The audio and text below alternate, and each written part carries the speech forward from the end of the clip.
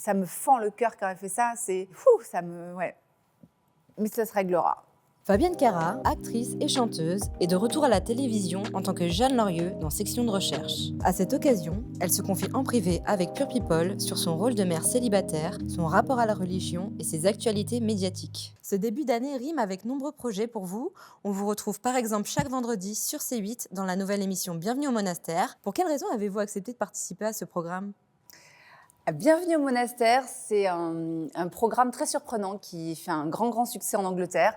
Au début, quand on m'a proposé, j'étais plutôt... D'abord, j'étais dubitative. Après, grande réflexion, j'étais plutôt sur le non. Marielle, la productrice, m'a appelée. Elle m'a beaucoup parlé et elle a réussi à me convaincre. Et j'avais eu pas mal de gens qui étaient venus vers moi par différents biais pour me proposer des soins, tout dans le un peu psychologique. Et je me suis dit, bon, ça vient de tous les côtés, là, peut-être faut que j'entende des signes, des messages. Et quel bonheur d'avoir accepté. Et j'ai vraiment, à aucun moment, je n'ai jamais regretté. Quel est votre rapport à la spiritualité ?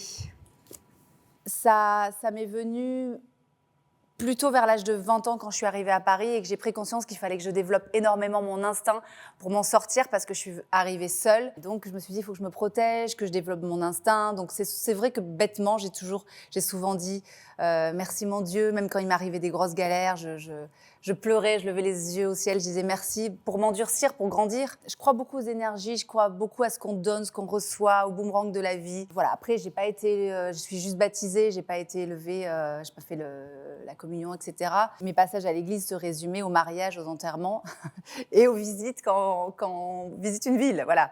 Comment est-ce que vous avez vécu ce tournage ? Avec beaucoup d'appréhension, beaucoup de questionnements, parce que c'est vrai qu'être face au silence pendant une semaine, sans téléphone, sans contact avec sa famille, je peux vous dire qu'on se pose beaucoup de questions. Mais après la semaine, je l'ai vécu extrêmement bien parce qu'on se rend compte qu'il n'y a pas que la parole dans la vie, que nous avons d'autres sens. On peut parler à notre caméra dans la chambre, on a plein d'activités où on est censé, où on participe à la vie en communauté. Par exemple aussi dans la montagne, on va nous dire, voilà, on vous laisse... seul, assis, pendant, je ne sais pas, c'est très long, on n'a pas la notion du temps. Et en fait, le silence est là pour laisser la place à Dieu de venir nous parler, de nous rencontrer, nous aider. Et comment vous avez vécu justement cette coupure avec vos proches et surtout votre fille Céleste ? Très difficilement, mais au final, on nous dit bien au début, laissez vos problèmes et vos proches à Dieu. Confiez vos problèmes à Dieu et on s'en occupe et vous les retrouverez dans une semaine. C'est bon, après, les proches, on les retrouve, les problèmes aussi, mais par contre, ils se résolvent assez rapidement après, bizarrement. Il se passe quelque chose quand même. Hein. Donc oui, après Céleste, elle était avec ma sœur, ma maman, sa cousine, je ne l'ai pas laissée à une nounou qu'elle ne connaît pas. Je l'ai laissée dans un cocon. Et qu'est-ce qui était le plus difficile, hormis la coupure avec l'extérieur, dans cette aventure ? Rien n'a été difficile à part ça. Moi, je suis issue de l'hôtellerie-restauration, donc le service, le partage, le don, voilà, c'est quelque chose qui est en moi. Donc, j'ai beaucoup aimé. On est ensemble, on est dans le silence, mais on est ensemble. Donc, on sent cet amour, on sent cette fraternité. Pendant une semaine, on a le droit de ne penser qu'à nous. Là, on n'a aucune interférence qui va venir arrêter le fait de s'occuper de soi. Et au contraire, on y va assez loin. C'est-à-dire que ces entretiens, pendant une demi-heure qu'on a par jour, je ne sais pas pourquoi, elle arrive à nous... Parce que d'un coup, on se met à pleurer, on a tous pleuré. Tu te mets à poil, j'ai envie de te dire. La question qui m'a beaucoup choquée, qui m'a beaucoup marquée, c'était quelle est la personne qui vous aime le plus ? J'ai pas su quoi répondre. Ma fille était plus petite que maintenant, donc il y a une grosse différence. Donc maintenant, ça devient une petite personne. Avant, c'était encore un grand bébé. Mais bon, ma fille, bien sûr qu'elle m'aime, mais c'est par obligation, j'ai envie de dire, elle n'a pas le choix. Franchement, ça m'a fait pleurer, cette question. Je ne savais pas quoi répondre. Et la réponse, c'était moi-même. Il faut s'aimer soi-même, s'accepter comme l'on est et intégrer qu'on est parfait comme l'on est. Et une fois qu'on a intégré ça, les gens qui ne nous aiment pas assez vont s'en aller d'eux-mêmes et les gens qui nous aiment vraiment comme l'on est et qui vont nous remettre en question s'en vont. Et les gens qui nous aiment comme l'on est arrivent dans notre vie. Et ça ne vient que du fait que l'on s'aime vraiment. On n'est pas un taureau dans une arène. Dans la vie, on prend des flèches, on prend des coups, mais il faut réussir à les enlever et à ne pas souffrir, à défaire les nœuds d'une écharpe et à bien la lisser lors d'une dispute comme un nœud. Il ne faut pas les accumuler, les nœuds. En fait, si on n'est pas en tort, on peut dire pardon, mais dans sa tête, on pense le mot pardon coupé en deux. C'est-à-dire qu'on fait une part de don de soi-même, ou une part de don de notre bonté à la situation. Mais on ne pardonne pas vraiment. Et ça m'a beaucoup aidée aussi. Vous partagez l'aventure avec 5 autres candidats. Quelles étaient vos relations? Bon, on se parlait pas. Non, mais très bien, très très bien.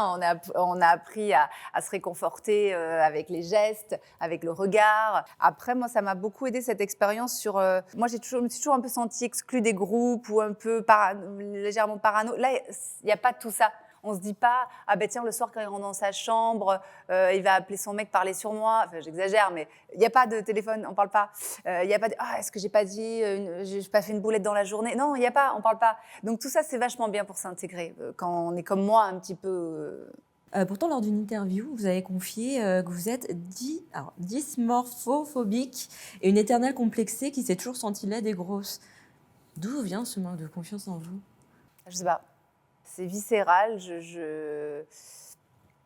Certainement de l'enfance. En tout cas, moi, je dis à ma fille toutes les 5 minutes qu'elle est belle. Et je pense que ça marche bien parce qu'elle a confiance en elle pour l'instant. Oui, je pense que ça vient peut-être d'un manque comme ça. Mais après, des fois, je le vois sur des photos. Je fais « Ah, j'étais un peu mince à cette époque-là, un peu maigre. » Mais dans mon cœur, je sais pas, je me sens toujours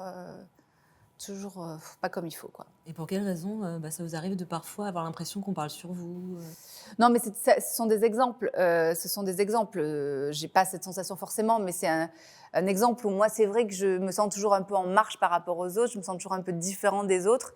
Mais c'est un sentiment intrinsèque, je peux pas expliquer. On est comme on est. Hein. C'est comme la dysmorphophobie, c'est en soi. Hein. Et en début d'émission, vous évoquez un burn-out. Est-ce que vous pouvez nous en dire plus? Ah oui, c'est vrai que j'ai dit ça. Alors, ma fille est un peu insomniaque, un petit peu hyperactive. C'est-à-dire que m'asseoir devant la télé le soir, regarder un film ou quelque chose, ça n'existait plus. C'était du minuit, 1 heure, tous les soirs. Tous les soirs. Maintenant, ça va un peu mieux. J'ai des petites techniques, mais c'est un peu plus tôt. Mais vraiment, c'est dur à celle, ma fille. C'est-à-dire qu'elle s'endort, elle s'apaise. Et puis, c'est comme quand on est au théâtre, qu'on ne doit pas s'endormir, mais qu'on lutte. C'est ça, c'est comme ça. Ah ben c'est reparti. Et bon, maintenant, avant, c'est pas le cas, mais là, maintenant, elle saute, elle se relève, machin. Forcément, au bout d'un moment, on a beau l'aimer de tout son cœur. Des fois, on est un peu au bord du pétage de plomb. Vous avez déclaré « J'ai une petite fille qui s'appelle Céleste. Elle est arrivée par l'opération du Saint-Esprit. Je ne pouvais pas avoir d'enfant et j'ai couché une fois avec un homme. Une fois et elle est arrivée. C'est vraiment le destin. » Je ne pensais pas que j'étais enregistrée à ce moment-là. Voilà. Mais c'est la vérité, donc c'est pas grave, on assume, c'est la vie. En tout cas, oui, bien sûr, c'est une intervention divine parce que quand on pense pas avoir d'enfant et qu'on fait rien pour, et que ça arrive dans des circonstances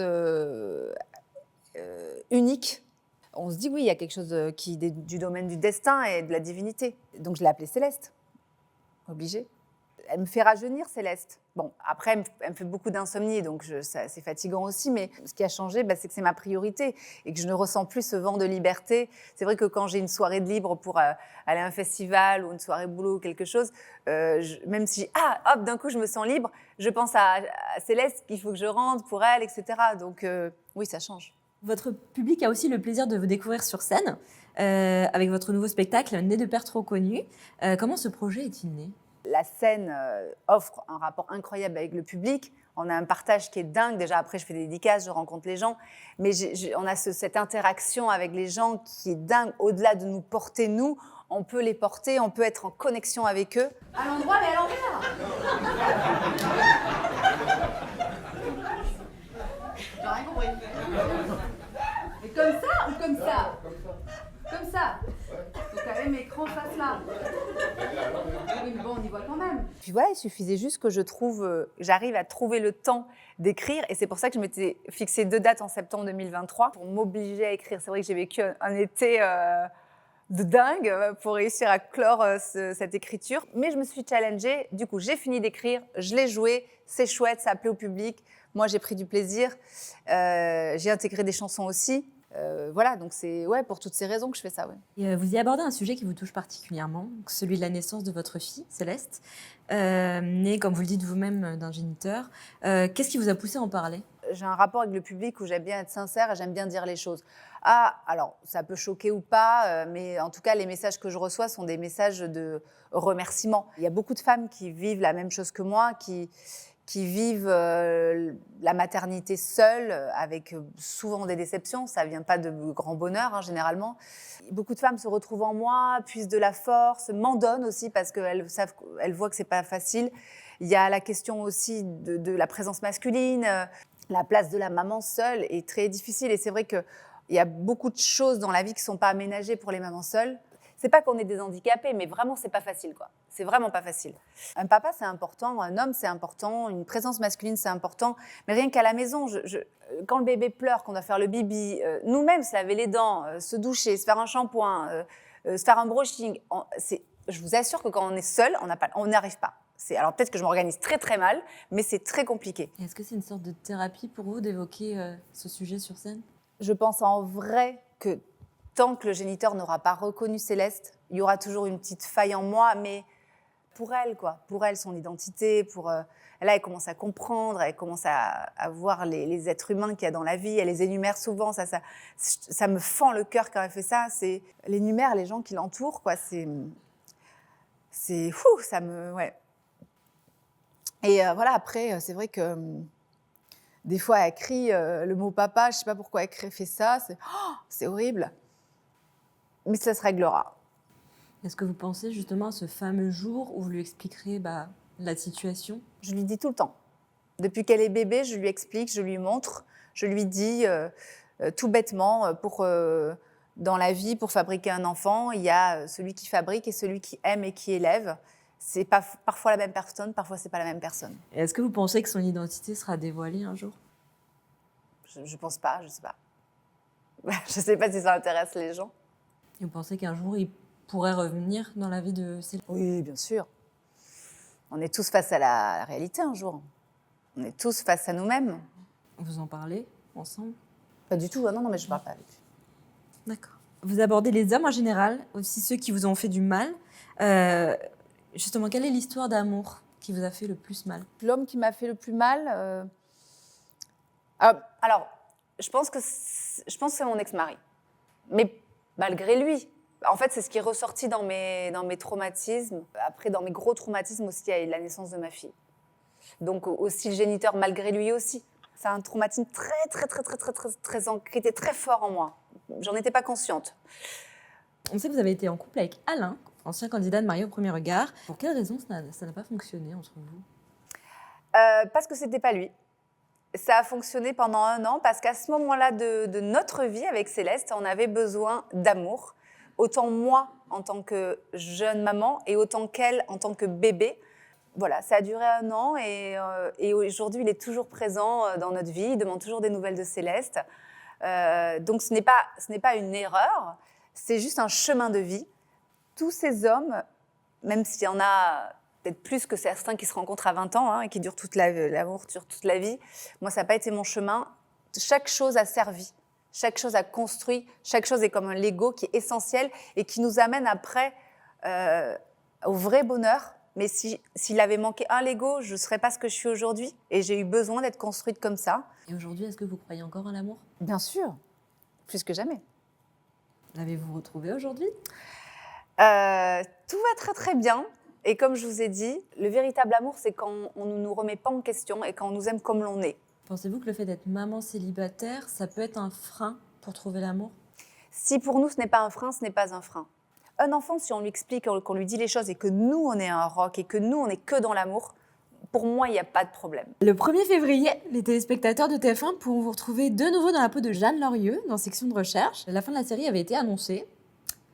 Elle revient pourtant à l'antenne. Qu'est-ce qui s'est passé en coulisses ?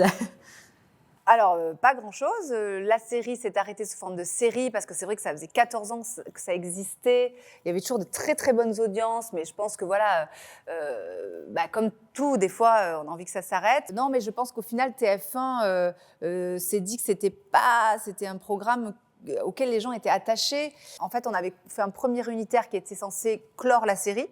Et après, ça a continué au final en unitaire. Donc, je n'ai pas été vraiment surprise. C'est reparti au bon moment pour moi. J'adore cette série, je me sens super bien avec Xavier, Franck, tout ça. Félicité, Aurélie, ça se passe très très bien. J'aime toujours les équipes, les productions qui sont dessus sont toujours très contentes d'être là. Je me suis toujours sentie comme un poisson dans l'eau dans cette série, donc non, je me sens très bien. Bien sûr, j'ai pas hésité. Avant de vous mettre dans la peau de Jeanne Lorieux, vous étiez notamment connue pour avoir incarné Samia Nasri dans Plus belle la vie. Pour quelle raison avez-vous pris la décision de partir ? Alors, ce n'est pas moi qui ai pris la décision, c'est mon corps. Ça paraît bizarre, mais je m'écoute beaucoup. Donc, au bout de 15 ans, c'est vrai que j'ai ressenti en moi assez clairement ce besoin de reprendre un petit peu ma vie, parce que en ayant la chance d'énormément travailler, le temps s'arrête un petit peu. Et oui, donc une quotidienne, c'est très prenant, c'est très fatigant quand on est en intrigue A, mais ça s'est super bien terminé. C'est un chemin, c'est un ressenti. Juste, j'ai assumé ce que je ressentais. La série a fait son grand retour sur TF1 le 8 janvier. Peut-on espérer un retour de Samia ? Pas du tout. Samia est décédée. Samia est enterrée. Et puis, moi, je peux plus la quotidienne. Je suis maman, et maman à Paris, une quotidienne dans le Sud, c'est pas possible. Pas possible. C'est comme une tournée, c'est pas possible. Que pensez-vous de cette nouvelle version ?